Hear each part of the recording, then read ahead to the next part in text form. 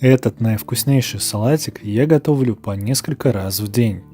Он безумно простой и очень вкусный, а весь секрет его вкусноты кроется в соусе, рецепт которого я также вам расскажу.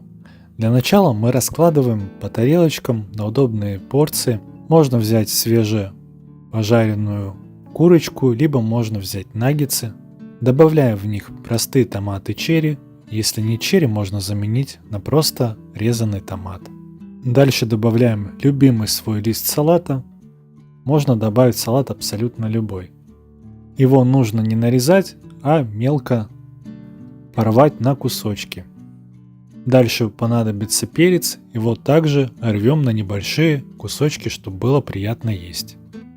После чего нам понадобится соус. На каждую порцию по 2 чайные ложки. Соус готовится из простого майонеза. Берем нужное количество майонеза, например, 2 столовые ложки.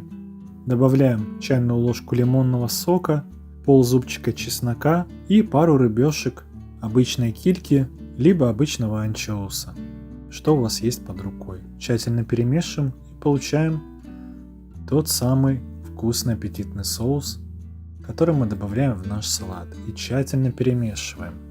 Также перед подачей данного салата можно сверху посыпать сыром, будет очень красиво.